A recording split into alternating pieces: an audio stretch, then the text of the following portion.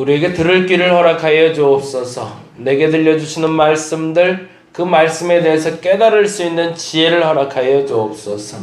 하나님, 들을 귀를 허락하여 주옵소서. 깨달음의 지혜를 허락하여 주옵소서. 용기 내어 결단하게 하여 주시옵소서. 들을 귀를 허락하여 주시사 하나님의 음성 듣게 하시고, 하나님의 음성 듣게 하시사 하나님의 백성으로 살아가게 하여 주시옵소서. 오늘 한 날도 귀하게 주께서 성별하신 줄로 믿습니다. 성별하신 나를 살아가는 저들 되게 하여 주시고, 오늘 주신 은혜에 합한 삶을 살아가게 하여 주시옵소서. 감사합니다. 고마우신 예수님 이름으로 기도드렸습니다. 아멘. 아멘. 사도행전 2장 5절에서 13절 말씀 같이 봅니다. 사도행전 2장 5절에서 13절이고요.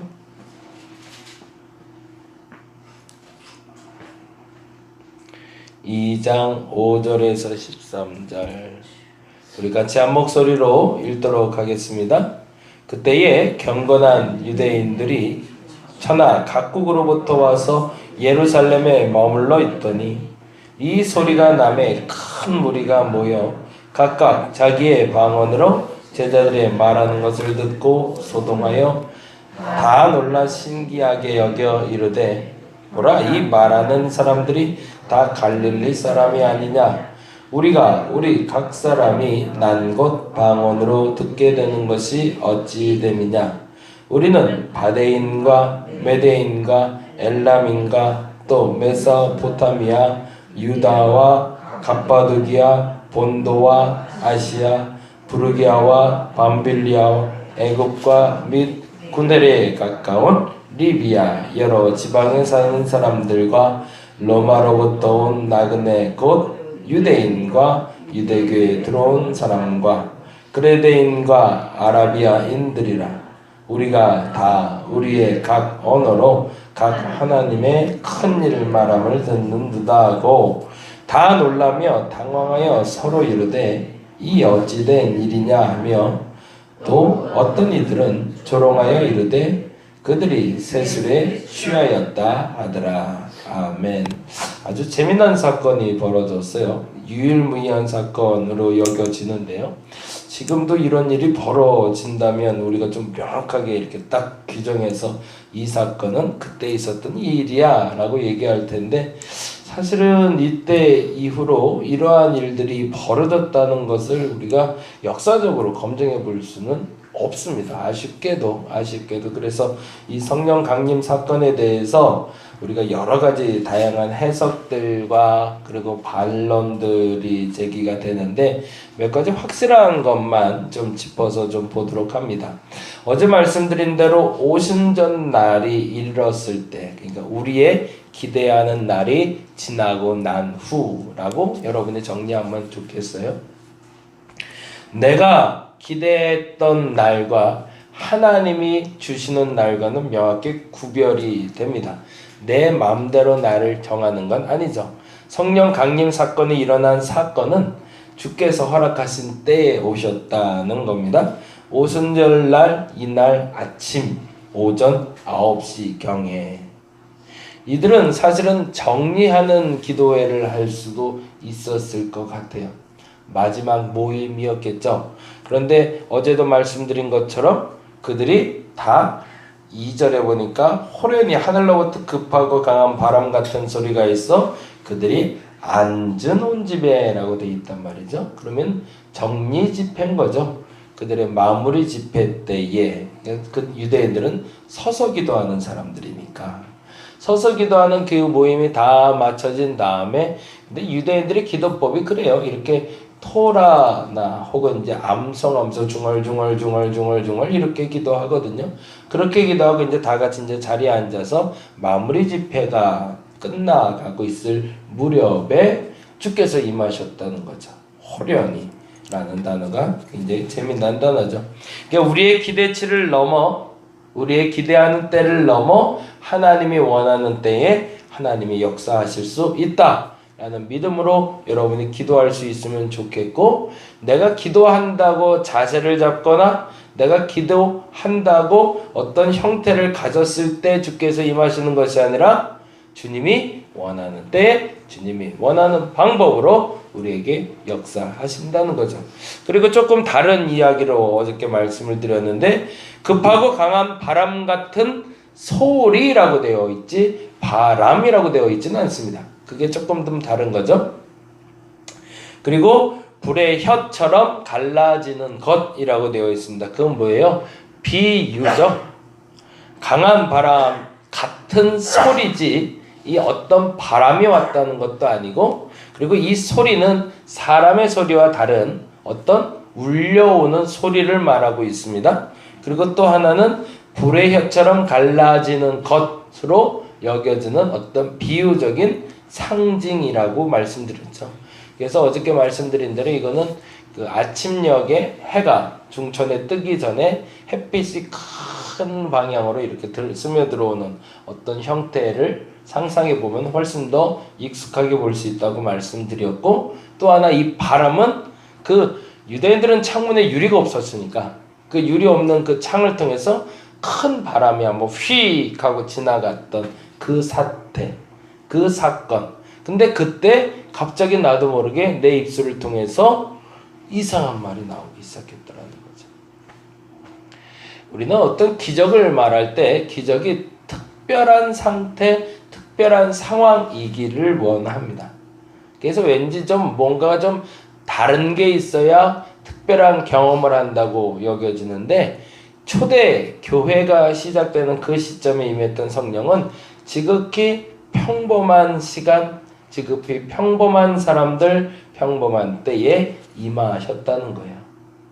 그게 왜 중요하냐면 특별한 시간과 특별한 장소와 특별한 사람들이 너무 좋아하기 때문에 그렇습니다. 그것을 기대하고 하나님을 기대하지 말라라는 겁니다. 하나님은 특별한 사람과 특별한 시간과 특별한 장소의 성배를 통해서 역사하시는 것이 아니라 당신이 택한 사람과 당신이 택한 때에 당신이 택한 장소에서 역사하시는 겁니다. 근데 참 재미난 일이 벌어졌죠. 그리고 나서 그들의 성령의 충만함을 받았다고 되어 있어요. 그래서 그 부분 어저께 말씀드렸는데 성령 세례와 성령 충만이 다르다고 말씀드렸습니다. 성령 세례는 내가 죄 사함과 구원에 대한 확신을 받는 사건이 성령 세례고, 성령 충만은 하나님의 능력을 경험하는 것을 말합니다. 그래서 우리의 성령의 충만함을 받으라 라고 얘기할 땐 성령의 능력의 충만함이지 성령 세례를 말하는 것이 아니다 라고 말씀드렸어요. 그 부분 우리 정리하고 가자고요. 성령의 능력이 임하시면 충만해집니다. 충만해지면 내게 능력이 임하는 겁니다. 성령 세례를 받으면 능력이 임하는 게 아닙니다. 성령 세례를 받으면 죄사함을 확신하게 되는 겁니다. 그 차이가 있다는 건 여러분 다시 한번 정리하고 갑니다. 그리고 나서 그곳에 모였던 사람들의 이름을 다음과 같이 기록하고 있는데 약간 과장된 표현이 나오고 있어요. 5절 봅니다. 그때에 경건한 유대인들이 라고 되어 있죠. 거기 동그라미를 좀 쳐놓을게요. 경건한. 아예 규정해서 딱 정리해 놨어요. 그때 모인 사람들, 그때 그 소리를 들었던 사람들이 누구냐? 경건한 유대인이래. 이게 사실은 오늘 본문의 힌트예요. 경건한 유대인이라는 건 뭘까요? 뭘 상징하고 싶었을까? 오순절, 장막절, 그리고 지난번에 오순절, 장막절, 유월절만 되면 유대인들 중에 모든 남자들은 예루살렘으로 모여오게 돼 있습니다. 어디서 왔을까? 여기서 표현을 하면 천하 각국에서 왔대요. 지금 말하는 경건한 유대인은 유대인의 율법을 알았던 사람들이고 그 율법대로 규칙적으로 예배 드려왔던 사람들을 말합니다. 어디서? 각국에서. 자기들이 살던 그 터전에서 경건한다는 이름을 가지고 그 그 율법을 지키며 심지어는요. 그래서 그 멀리서 성전이 다 무너지고 성전이 없었음에도 불구하고 성전세를 거두고 있었대요. 어느 날은 다시 성전을 재건할 거라고. 그냥 대단한 사람들이죠. 언제가 될지 모르지만 일단은 쌓아놓고 보는 거예요. 그래서 그때 필요하면 갖다 쓸 수 있도록. 기가 막힌 사람들이 유대인들인데 그 유대인들이 온 세계에 퍼져 있다가라는 과장된 표현이에요. 정말 천하만국에서 다 왔을까요? 아니요.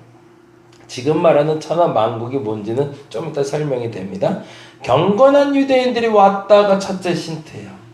왜냐하면 이들이 이제는 이 사도행전의 실마리가 되는 사람들이라는 뜻입니다. 6월절이 되고 그리고 장막절 그리고 맥추절이 돼서 오순절이 돼서 모여온 그 사람들이 한 곳에 모여왔다는 거예요. 뭐 때문에? 신기한 일인데 성령의 역사하심이 지남철처럼 그들을 끌어들인 거죠. 왜 유독 그곳에 그 사람들이 모여 있었을까요? 교회가 이상해요. 어느 한순간엔 사람들이 지남철에 끌리듯이 이렇게 끌려올 때가 있어요. 근데 아무리 끌려고 해도 안 끌릴 때가 있어요. 뭐가 차이가 있는 걸까요? 성령의 역사하심이죠. 성령이 불러주심에 따라서 나도 모르게 의도치 않게 사람들이 모이기 시작하고 붙기 시작할 때가 있습니다. 내가 하는 걸까요? 하나님이 하시는 거죠. 그래서 천하만국이라는 표현을 통해서 각국에서 살고 있었던 유대인이라고 하는데 그들의 출처가 다음과 같습니다. 한번 볼까요? 우리가 뭐 방언 듣는다가 6절, 7절, 8절에 나오고 그 다음에 우리의 정체를 말합니다. 그 우리는 누굴까요? 9절, 10절, 11절인데요. 같이 한번 보겠습니다. 우리는 어디 사람이래요? 바데인가 메데인가 엘람인가 또 메소포타미아 유대와 갑바도기아 본도와 아시아와 또 부르기아와 밤빌리아와 애굽과 및 구레네에 가까운 리비아 여러 지방에 사는 사람들과 또 로마로부터 온 나그네 곧 유대인과 유대교에 들어온 사람들과 또 그레데인과 아라비아인들이라 우리가 다 우리의 각 언어로 하나님의 큰일 말함을 듣는도다. 어디서 온 사람들일까요? 앞으로 사도행전이 전개될 지역에서 온 사람들입니다. 이게 재밌어요. 이제 앞으로 여러분은 이 지역 사람들을 만나러 이제 여행을 하실 거예요.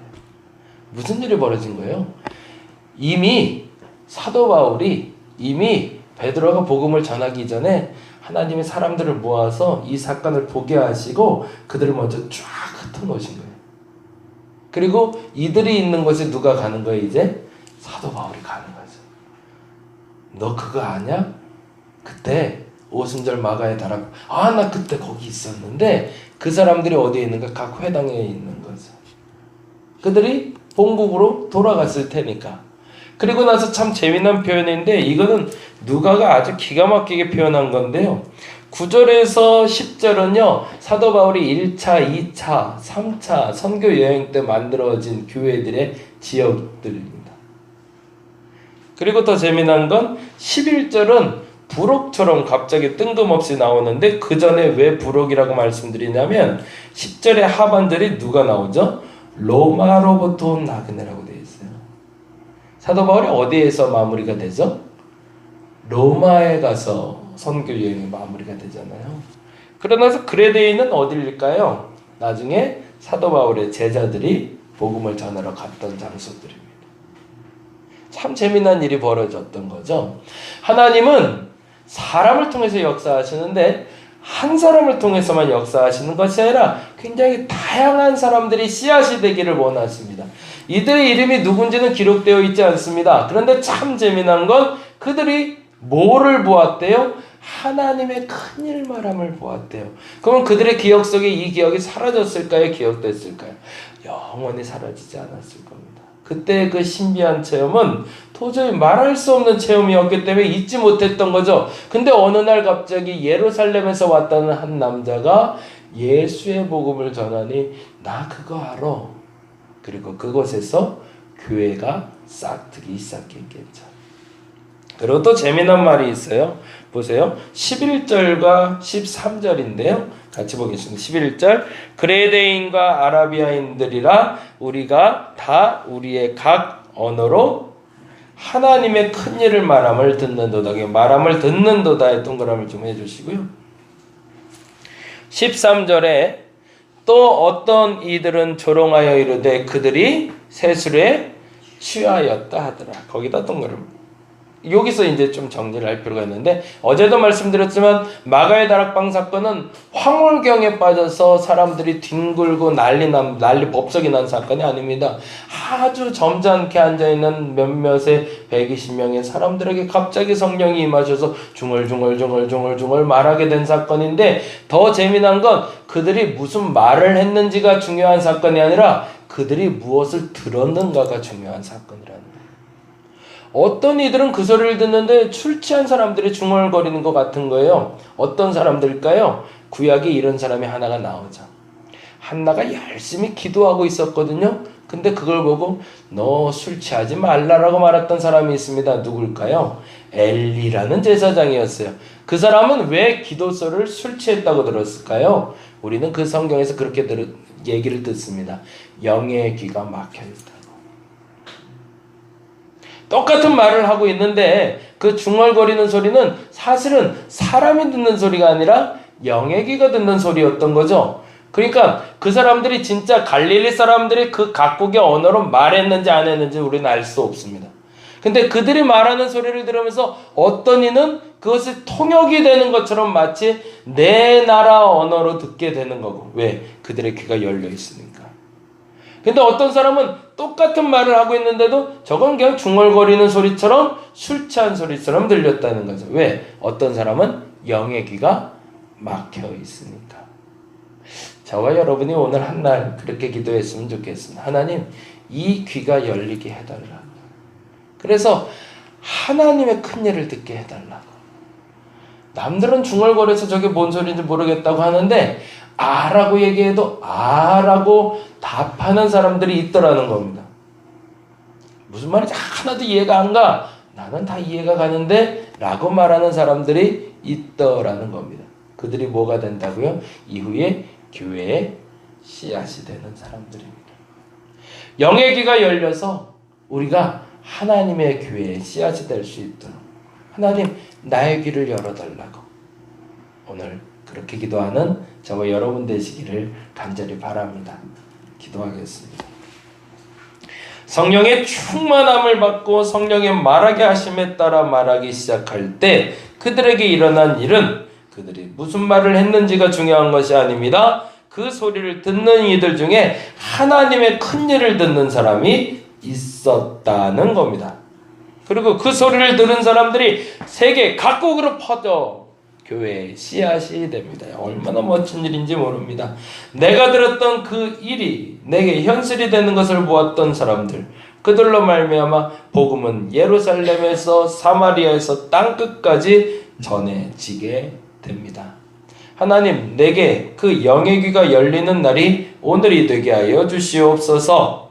내 귀가 열려서 사람의 소리, 이상한 소리 들려고 하지 말고 하나님의 소리 들을 수 있는 귀로 열어 주시옵소서. 그래서 당신이 원하는 때에 쓰임받을 수 있는 씨앗이 되게 하여 주시옵소서. 감사합니다. 고마우신 예수님 이름으로 기도드렸습니다. 다 같이 기도하고 돌아가도록 하겠습니다.